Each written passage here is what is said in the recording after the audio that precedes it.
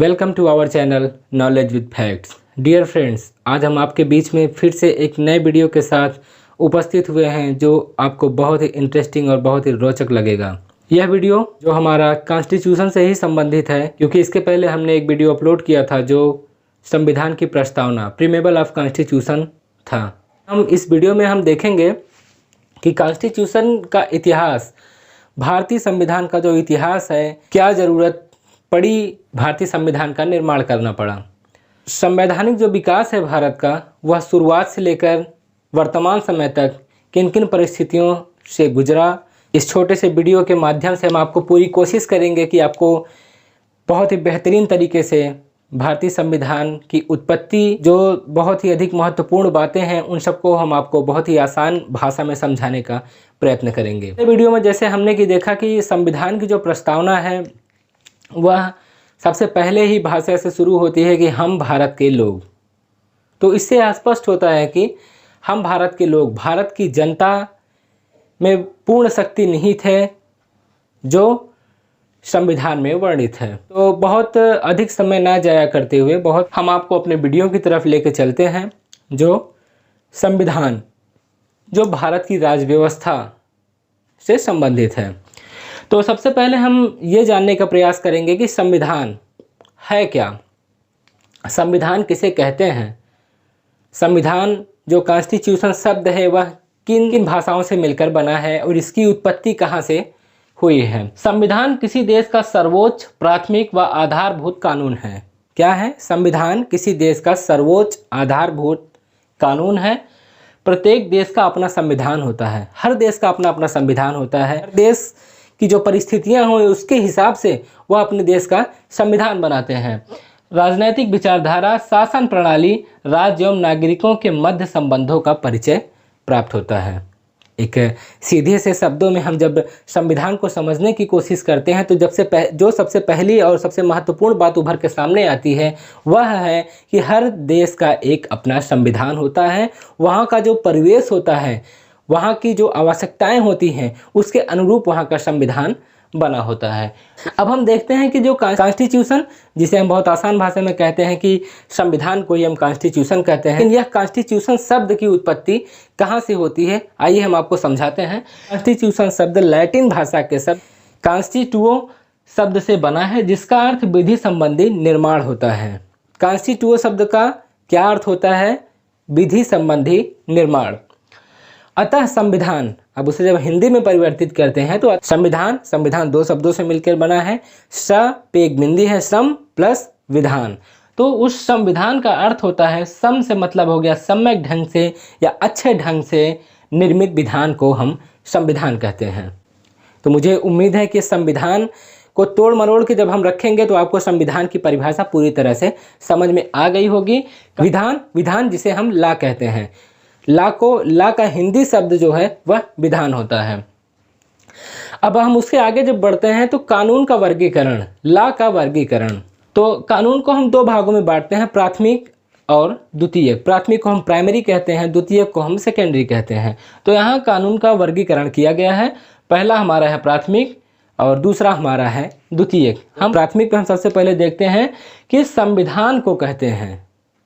प्राथमिक किसे कहते हैं? संविधान को कहते हैं। ठीक उसी की श्रृंखला में हम द्वितीयक में देखते हैं, संसद एवं राज्यों द्वारा निर्मित कानून को हम द्वितीयक के अंतर्गत रखते हैं। फिर प्राथमिक में हम देखते हैं इसमें संशोधन हो सकता है। प्राथमिक में हम देख रहे हैं कि इसमें संशोधन हो सकता है और द्वितीयक में हम देख रहे हैं कि यह समाप्त हो सकता है, यह संशोधन नहीं होगा, यह समाप्त हो सकता है। फिर प्राथमिक में हम देखते हैं कि प्रायः संविधान एक होता है। संविधान में हम जब फिर से देखते हैं तो एक बात, जो सबसे महत्वपूर्ण बात निकल के सामने आती है वह है कि संविधान प्रायः एक होता है, क्योंकि एक देश का सिर्फ एक ही संविधान होता है। उसी के श्रृंखला में जब हम द्वितीयक में देखते हैं तो इसकी संख्या अनेक होती है। द्वितीयक में अनेक संख्याएं हो सकती हैं। उसके बाद हम फिर प्राथमिक श्रृंखला में देखते हैं कि सरकार एवं अन्य कानूनों का स्रोत होता है। प्राथमिक श्रृंखला में जब हम संविधान को वर्गीकृत करते हैं तो उसमें एक बात उभर के सामने आती है कि सरकार एवं अन्य कानूनों का स्रोत जो है वह प्राथमिक होता है। द्वितीयक जो है वह कानूनी संविधान से प्रेरित एवं अधीन होता है। द्वितीयक कानून का जो वर्गीकरण है, इसमें कानून संविधान से प्रेरित एवं अधीन होता है। तो कानून का वर्गीकरण दो तरह से किया गया है, पहला प्राथमिक, दूसरा द्वितीयक। अब हम उसके बाद आगे बढ़ते हैं कि विचारधारा की दृष्टि से विचारधारा के आधार पर संविधान का वर्गीकरण।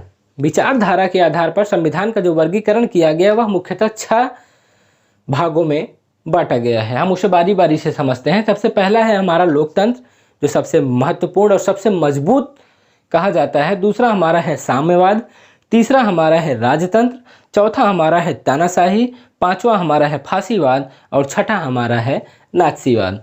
इन 6 विचारधाराओं को आपको समझाने का प्रयास करते हैं। सबसे पहला हम देखते हैं कि आज विश्व की सर्वाधिक लोकप्रिय विचारधारा जो है हमारा लोकतंत्र है। कार्ल मार्क्स के सिद्धांतों पर आधारित विचारधारा साम्यवाद है, जो सर्वप्रथम सोवियत संघ में लागू की गई। और उसके बाद फांसीवाद। फांसीवाद क्या है? फांसीवाद इटली के मुसोलिनी के द्वारा बताई गई।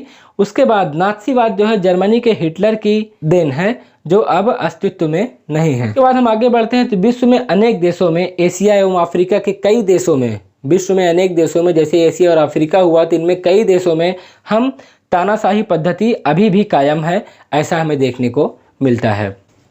उसके बाद ISIS एवं तालिबान जैसे अनेक आतंकी संगठन धर्म आधारित राज्य एवं प्रशासन के समर्थक हैं, जिन्हें प्रायः लोकतंत्र विरोधी मानते, जो प्रायः जो ISI और तालिबान जैसे आतंकी संगठन लोकतंत्र के वह विरोधी हैं। उसके बाद हम अगले पॉइंट पर जब बढ़ते हैं तो जो अलिखित संविधान है वह ब्रिटेन की तरह है, प्रथम लिखित संविधान अमेरिका का है और लिखित और सबसे बड़ा संविधान जो है वह भारतवर्ष का है।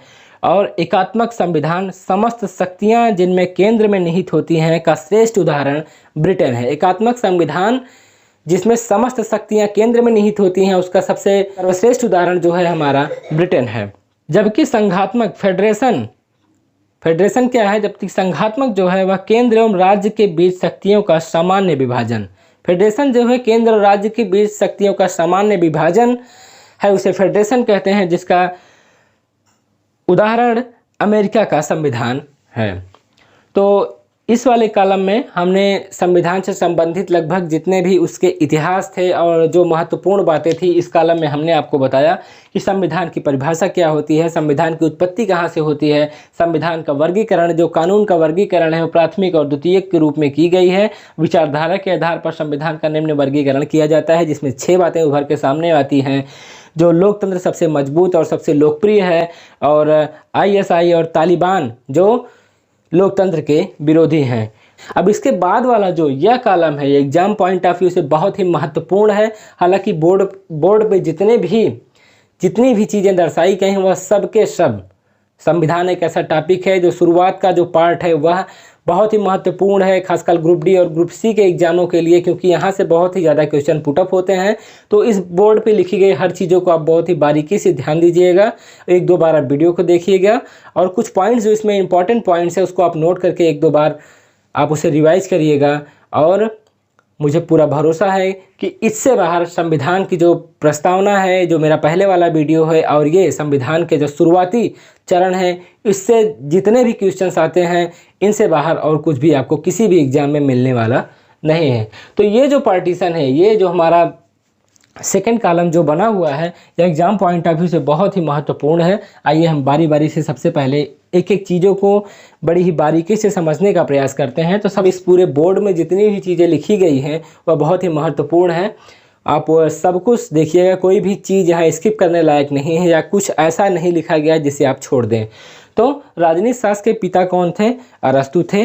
वह कहाँ के थे? यूनान के रहने वाले थे। इनका जो प्रसिद्ध ग्रंथ है, इनकी जो प्रसिद्ध पुस्तक है वह द पॉलिटिक्स है। ठीक है। उसके बाद आधुनिक राजनीति विज्ञान के जनक कौन है? ठीक है, ये तो हमारा हो गया राजनीति शास्त्र के पिता जो अरस्तु थे। कहाँ के थे? यूनान के थे। इनकी प्रसिद्ध पुस्तक जो थी हमारी दी पॉलिटिक्स थी। ठीक है। अब आधुनिक राजनीति विज्ञान के जनक कौन है? अब जनक आधुनिक विज्ञान के मॉडर्न पॉलिटिकल साइंस के जनक कौन है? तो यहाँ इटली के मैकियावेली, इसे हम ध्यान रखेंगे। मैकियावेली कहाँ के थे? वह हमारे इटली के थे। उसके बाद वाले पॉइंट पे जब हम आगे बढ़ते हैं तो भारतीय राजनीति के पिता कौन है? ठीक है। यहाँ 3 चीज़ें, यह यहाँ पे आपको बहुत सारे क्वेश्चंस जो एक एक लाइन में लिखे हैं, इसे आप वन लाइनर भी कर सकते हैं। हम हमने यह प्रयास किया है कि एक ही लाइन में आपको कई क्वेश्चन, जैसे एग्जाम्स में क्वेश्चन घुमा के पूछा जाता है, तो मैंने ये जिस कॉलम में आपको सिर्फ एग्जाम के ही दृष्टि से जितने महत्वपूर्ण क्वेश्चन हैं उसको आप लिखे हैं, इसे आप बखूबी एक एक चीज़ बहुत ध्यान से देखिएगा। तो फिर हम आगे चलते हैं कि भारतीय राजनीति का पिता कौन है। तो भारतीय राजनीति के पिता जो हैं वो हमारे कौटिल्य हैं। इनकी सबसे प्रसिद्ध पुस्तक जो अर्थशास्त्र है वह कौटिल्य द्वारा रचित है। आधुनिक लोकतंत्र का पिता कौन है, तो फ्रांस का रूसो। रूसो जो फ्रांस से बिलोंग करते हैं वह हमारे आधुनिक लोकतंत्र के पिता हैं और इनकी सबसे प्रसिद्ध ग्रंथ है वह है हमारा द सोशल कॉन्ट्रैक्ट। कहाँ के थे ये? रूसो जो हमारे फ्रांस के हैं। कौन है? आधुनिक लोकतंत्र के पिता हैं। ठीक है, उसके बाद हम देखते हैं कि आधुनिक लोकतंत्र का सर्वप्रथम विकास करने वाला देश कौन सा है। ये बहुत ही इंपॉर्टेंट और बहुत ही महत्वपूर्ण है, खासकर एग्जाम पॉइंट ऑफ व्यू से, कि आधुनिक लोकतंत्र का सर्वप्रथम विकास करने वाला देश हमारा ब्रिटेन है। उसके बाद वाले पॉइंट पे हम चलते हैं, प्रथम लिखित संविधान। हालांकि भारत भी एक लिखित संविधान से प्रेरित है, लेकिन जो सबसे पहला जो लिखित संविधान है वह हमारा किस देश का है? अमेरिका का है, जो 1789 ईस्वी में 1789 ईस्वी में लागू किया गया। तो यहाँ पे एक क्वेश्चन घुमा के भी बनता है कि सर्वप्रथम लिखित संविधान किस देश का है, तो उसका जवाब हुआ अमेरिका का। कब लागू किया गया? 1789 ईस्वी में। उसके बाद वाले पॉइंट पे हम चलते हैं, भारत में लोकतंत्र का प्राचीनतम उल्लेख कहाँ मिलता है। ये भी किसी एग्जाम में पूछा जाता है कि भारत में लोकतंत्र का प्राचीनतम उल्लेख कहाँ मिलता है। तो भारत में लोकतंत्र, हालांकि ये लोकतांत्रिक देश है, प्राचीनतम में कहाँ इसका उल्लेख मिलता है, किस चीज़ का? लोकतंत्र का। तो वह है हमारे ऋग्वेद में। अभी हमने इतिहास के चैप्टर्स में देखा कि ऋग्वेद में हमने बहुत सी चीज़ों को जाना है जो आज तक हम उसका फॉलो करते आ रहे हैं। तो आइए उसी की श्रृंखला में हम देखते हैं कि भारत में लोकतंत्र का प्राचीनतम उल्लेख ऋग्वेद में, जो जनस्य गोपतस्य राज्ञः के रूप में प्राप्त होता है। अब उसके बाद वाले पॉइंट पे हम जब चलते हैं तो हम पाते हैं कि कौटिल्य के अर्थशास्त्र से प्रशासन के सिद्धांतों का प्राचीनतम उल्लेख प्राप्त होता है, जिसमें लोकतंत्र के विचारों की झलक प्राप्त होती है। कौटिल्य की पुस्तक का क्या नाम था? अर्थशास्त्र। अभी हमने थोड़ी देर पहले आपको बताया। तो उसके अर्थशास्त्र की जो पुस्तक थी, उस लोकतंत्र के विचारों की झलक प्राप्त होती है। कहाँ से प्राप्त होती है? कौटिल्य की जो किताब थी, कौटिल्य का जो ग्रंथ था जिसका नाम है अर्थशास्त्र, उससे लोकतंत्र की झलक देखने को मिलती है। उसके बाद वाले पॉइंट पे हम चलते हैं कि यूनान के प्लेटो कहाँ के थे? यूनान के, जो अरस्तु के गुरु थे। अभी हमने कुछ देर पहले आपको अरस्तु के बारे में बताया। तो यूनान के जो प्लेटो थे ये किसके गुरु थे? अरस्तु के गुरु कौन थे? प्लेटो का महत्वपूर्ण ग्रंथ रिपब्लिक है। किसका महत्वपूर्ण ग्रंथ है? ये लाइन भी आपके लिए बहुत ही इंपॉर्टेंट है कि यूनान के प्लेटो जो थे वो यूनान से बिलोंग करते थे, जो अरस्तु के गुरु भी थे। और यूनान के जो प्लेटो थे उनकी महत्वपूर्ण ग्रंथ का क्या नाम था? रिपब्लिक। ठीक है। भारत में संघात्मक प्रणाली कनाडा मॉडल पर अपनाई गई है। कहाँ के मॉडल पर? कनाडा मॉडल पे अपनाई गई है, जिसमें केंद्र को अधिक शक्तियाँ प्राप्त होती हैं और राज्य को कम शक्तियाँ प्राप्त होती हैं। उसके बाद वाले पॉइंट पे जब हम चलते हैं तो संविधान सभा में कांग्रेस के 208। अब हम संविधान सभा के बारे में आपको बताते हैं कि जो संविधान सभा जो आयोजित की गई थी उनके बारे में हम आपको एक ग्लिम्स देते हैं, एक झलक दिखाते हैं, जो एग्जाम पॉइंट ऑफ व्यू से बहुत ज़रूरी है और एग्जाम्स में पूछे जाते हैं। तो वह है हमारा संविधान सभा में कांग्रेस के 208 सदस्य थे और मुस्लिम लीग के 73, 8 निर्दलीय तथा अन्य समुदाय के एक प्रतिनिधि शामिल थे। यहाँ से क्वेश्चन बनता है कि एग्जाम में संविधान सभा में कितने सदस्य थे, मुस्लिम के कितने सदस्य थे, कांग्रेस के कितने सदस्य थे और निर्दलीय के कितने सदस्य थे, अन्य समुदाय के कितने सदस्य थे। तो सभा में कांग्रेस के 208, इसे याद रखिएगा, कांग्रेस के 208 सदस्य थे, मुस्लिम के 73 सदस्य थे, 8 निर्दलीय थे तथा अन्य समुदाय के एक प्रतिनिधि शामिल थे। अब समुदाय की दृष्टि से 213 सदस्य जो हमारे थे वह जनरल कैटेगरी के थे। अब हम इसके बारे में थोड़ा और डिटेल आपको बताते हैं कि जो समुदाय की दृष्टि से अगर हम उस सभा को देखते हैं तो उसमें 213 सदस्य जो थे हमारे सामान्य वर्ग के थे और उसके बाद 79 मुस्लिम संप्रदाय के थे और 4 सिख संप्रदाय के शामिल थे। महिला सदस्यों की संख्या, अभी इतना हम जान लेने के बाद अब इसमें एक बात और मन में आती है कि क्या सिर्फ पुरुष सदस्य ही शामिल थे? तो ऐसा नहीं है, उसमें 15 ऐसे दफे थे जो महिलाएं थी। उसके बाद वाले पॉइंट पे हम चलते हैं, थी हैदराबाद रियासत। हैदराबाद रियासत जो थी वह संविधान सभा में शामिल नहीं हुई थी। यह और एक बात आपको इम्पोर्टेंट, और यहाँ पे एक पॉइंट लिखा हुआ है कि गांधी के सुझाव पर डॉक्टर अंबेडकर पहले पूर्वी बंगाल, बाद में मुंबई प्रेसिडेंसी पुणे में निर्वाचित हुए। और उसके बाद एक और आपको इम्पोर्टेंट बात बता दें कि महात्मा गांधी संविधान सभा में शामिल नहीं हुए थे। तो आपको ध्यान रखिएगा कि महात्मा गांधी संविधान सभा में शामिल नहीं थे। उसके बाद वाले पॉइंट पर हम आगे बढ़ते हैं। संविधान सभा के संवैधानिक सलाहकार डॉक्टर BN राव थे। ठीक है, इसे आप याद रखिएगा कि संवैधानिक सभा के जो संवैधानिक सभा के सलाहकार थे वह कौन थे? डॉक्टर BN राव थे। ठीक है, उसके बाद वाले पॉइंट पे हम जब चलते हैं, संविधान सभा के कांग्रेस एवं वकीलों की संख्या सर्वाधिक थी। संविधान सभा में एक चीज़ हम यहाँ पे और आपको बता दें कि संविधान सभा में सबसे अधिक कांग्रेसी थे और उनमें वकीलों की संख्या सबसे अधिक थी। ठीक है, उसके बाद वाले पॉइंट पे हम देखते हैं कि ग्रेनविले ऑस्टिन ने कहा है कि संविधान सभा ही कांग्रेस है और कांग्रेस ही भारत है। इनका कथन जो है वो कभी कभार एग्जाम्स में पूछा जाता है। तो ये ग्रेनविले ऑस्टिन जो हैं ने कहा है कि संविधान सभा ही कांग्रेस है और कांग्रेस ही भारत है। तो अगर ये कट रहा है तो आप इसे ध्यान दीजिएगा, शायद बोर्ड पे ये कट रहा हो, अगर नहीं कट रहा हो तो बड़ी अच्छी बात है, आप सिर्फ ध्यान दीजिएगा। तो उसके नीचे वाला जो पॉइंट है कि संविधान सभा के अस्थायी अध्यक्ष जो थे वह डॉक्टर सच्चिदानंद सिन्हा थे। उस समय संविधान सभा के अस्थायी अध्यक्ष कौन थे? तो डॉक्टर सच्चिदानंद सिन्हा थे। यह बहुत ही इंपॉर्टेंट और बहुत ही महत्वपूर्ण है, क्योंकि अक्सर डॉक्टर राजेंद्र प्रसाद और डॉक्टर सच्चिदानंद सिन्हा में अक्सर कन्फ्यूजन होता है। तो ये चीज़ आप ध्यान रखिएगा कि संविधान सभा के अस्थायी अध्यक्ष कौन थे? डॉक्टर सच्चिदानंद सिन्हा थे। उसी की श्रृंखला में जब हम आगे बढ़ते हैं तो प्रारूप समिति के अध्यक्ष कौन थे? डॉक्टर भीमराव अंबेडकर थे। तो इसे हम ध्यान रखेंगे कि प्रारूप समिति के अध्यक्ष कौन थे? डॉक्टर भीमराव अंबेडकर थे। अब हम जब आगे बढ़ते हैं तो संविधान सभा का निर्माण हुआ, संविधान सभाएं आयोजित की गई। एक सिंपल तरीके से जब हम जानने की कोशिश करते हैं कि हमारा संविधान कितने दिन में बनके तैयार हुआ, तो उसको हम आपको बताते हैं कि संविधान निर्माण की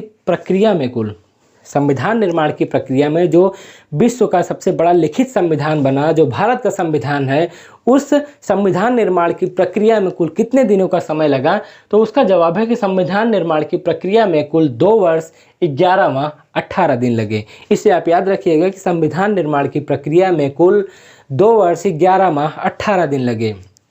उसके बाद संविधान के प्रारूप पर कुल 114 दिन की बहस हुई। संविधान निर्माण में कुल उस समय में अभी आप कल्पना करिए कि संविधान निर्माण में उसके बाद हम आगे बढ़ते हैं तो संविधान निर्माण कार्य में कुल मिलाकर 63,96,729 रुपये व्यय हुआ। अब आप थोड़ा अनुमान लगाइए कि उस समय के हिसाब से 63 लाख रुपये मतलब बहुत बड़ी संपत्ति उस समय संविधान निर्माण में व्यय हुई। उसके बाद वाले पॉइंट पे हम जब चलते हैं तो संविधान को जब 26 नवंबर 1949 को संविधान सभा द्वारा पारित किया गया, तब इसमें कुल 22 भाग, 395 अनुच्छेद और 8 अनुसूचियाँ थी। यह इंपॉर्टेंट है, आप इसे ध्यान दीजिएगा कि संविधान को जब 26 नवंबर 1949 को लागू किया गया तो उसमें 22 भाग, 395 अनुच्छेद और 8 अनुसूचियाँ थी।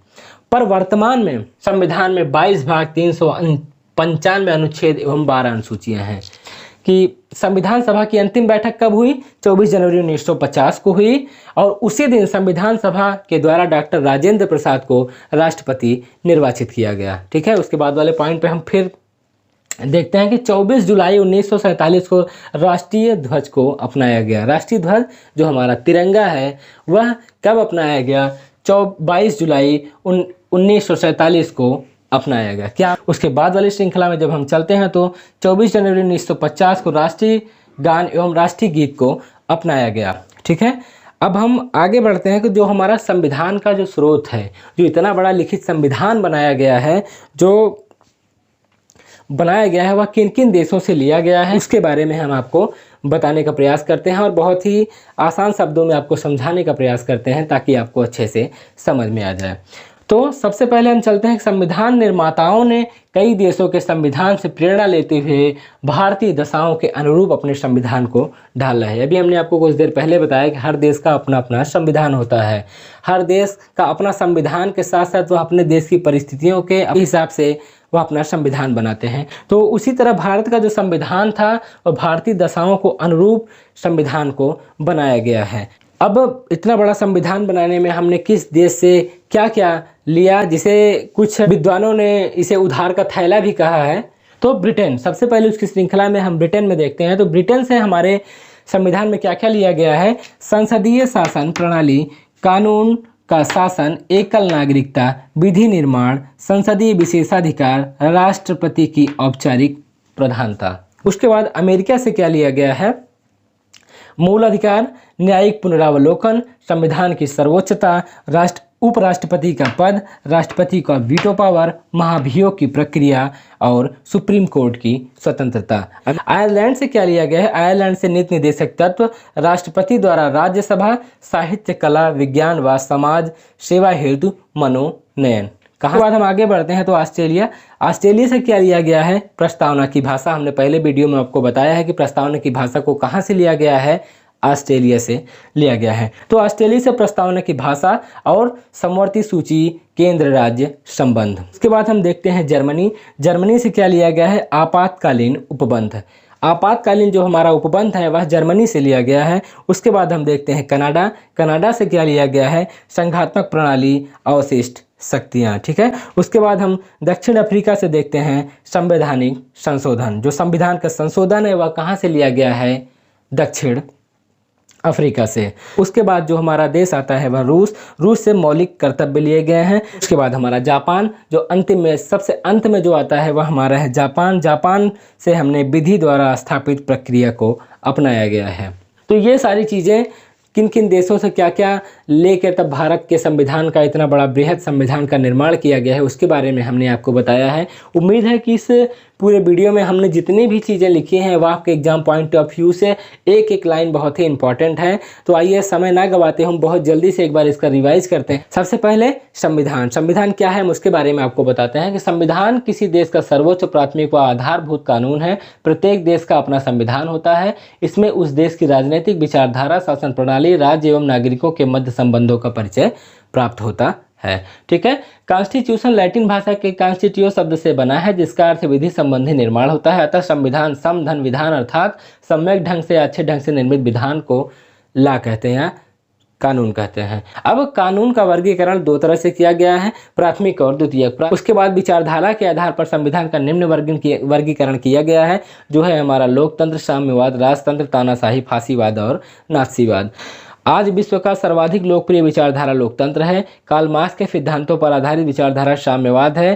फांसीवाद इटली के मुसोलिनी की है। नाथसीवाद जर्मनी के हिटलर की अब अस्तित्व में नहीं है। विश्व में अनेक देशों में एशिया और अफ्रीका में कई ऐसे देश हैं जहां तानाशाही पद्धति अभी भी कायम है। ठीक है। उसके बाद संविधान लिखित जो ब्रिटेन की तरह है, प्रथम लिखित अमेरिका का है और लिखित सबसे बड़ा संविधान भारत का है। एकात्मक संविधान, समस्त शक्तियाँ केंद्र में निहित होती हैं का श्रेष्ठ उदाहरण ब्रिटेन है, जबकि संघात्मक फेडरल का केंद्र एवं राज्यों के बीच शक्तियों का सामान्य विभाजन प्रथम उदाहरण अमेरिका का संविधान है।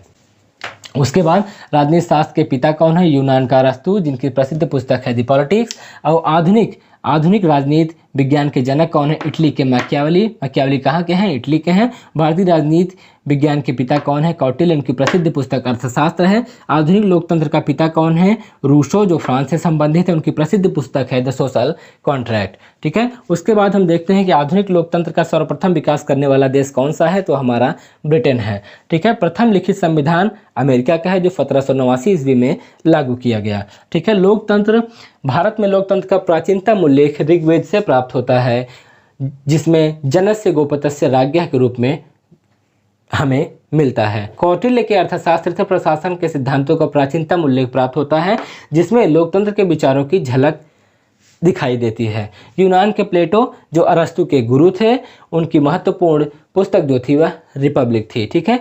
भारत ने संघात्मक प्रणाली कनाडा मॉडल पर अपनाई गई है, जिसमें केंद्र को अधिक शक्तियां प्राप्त होती हैं और राज्य को कम शक्तियां प्राप्त होती हैं। संविधान सभा में कांग्रेस के 208, मुस्लिम लीग के 73, 8 निर्दलीय तथा अन्य समुदाय के एक एक प्रतिनिधि शामिल थे। समुदाय की दृष्टि से 213 सदस्य जनरल थे, 79 मुस्लिम, 4 सिख और महिला सदस्यों की संख्या 15 थी। गांधी के सुझाव पर डॉक्टर अंबेडकर पहले पूर्वी बंगाल, बाद में मुंबई प्रेसिडेंसी पुणे से निर्वाचित हुए। महात्मा गांधी संविधान सभा में शामिल नहीं थे। ये बहुत ही इंपॉर्टेंट है कि महात्मा गांधी संविधान सभा में सम्मिलित नहीं थे। संविधान सभा के संवैधानिक सलाहकार डॉक्टर BN राव थे। संविधान सभा में कांग्रेस एवं वकीलों की संख्या सर्वाधिक थी। ग्रेनविले ऑस्टिन ने कहा था कि संविधान सभा ही कांग्रेस है और कांग्रेस ही भारत है। संविधान सभा के अस्थायी अध्यक्ष डॉक्टर सच्चिदानंद सिन्हा थे और प्रारूप समिति के अध्यक्ष कौन थे? डॉक्टर भीमराव अंबेडकर थे।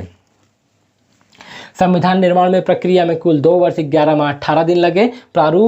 संविधान के प्रारूप पर कुल 114 दिन की बहस हुई। संविधान निर्माण कार्य में कुल मिलाकर 63,96,729 रुपये व्यय हुए। संविधान को जब 26 नवंबर 1949 ईस्वी को संविधान सभा द्वारा पारित किया गया तब इसमें कुल 22 भाग 395 अनुच्छेद और 8 अनुसूचियाँ थी, पर वर्तमान समय में संविधान में 22 भाग 395 अनुच्छेद एवं 12 अनुसूचियाँ हैं।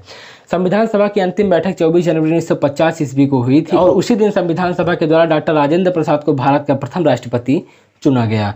22 जुलाई 1947 को राष्ट्रीय ध्वज को अपनाया गया। 24 जनवरी 1950 को राष्ट्रीय गान एवं राष्ट्रीय गीत को अपनाया गया। संविधान निर्माताओं ने कई देशों के संविधान से प्रेरणा लेते हुए भारतीय दशाओं को अनुरूप अपने संविधान को ढाला है। तो सबसे पहले हम देखते हैं कि ब्रिटेन से क्या क्या लिया गया है। संसदीय शासन प्रणाली, कानून का शासन, एकल नागरिकता, विधि निर्माण, शेषाधिकार, राष्ट्रपति की औपचारिक प्रधानता।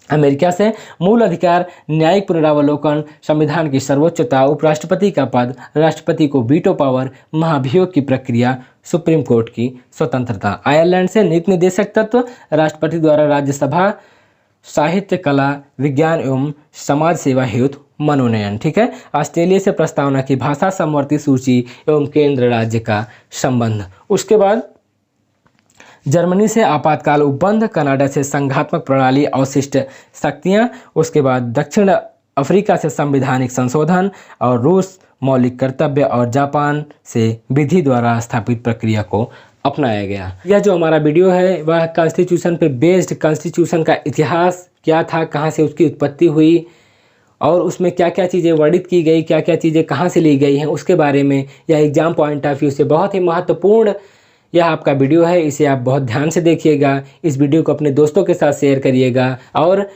कमेंट बॉक्स में आप अपना कमेंट छोड़िएगा कि आपको यह वीडियो किस तरह से और कैसा लग रहा है। आप लाइक करिएगा और अगर आप हमारे चैनल पर नए हैं तो चैनल को सब्सक्राइब करिएगा। इसी उम्मीद के साथ कि आपको यह वीडियो बहुत ही अच्छा लगा होगा। जय हिंद।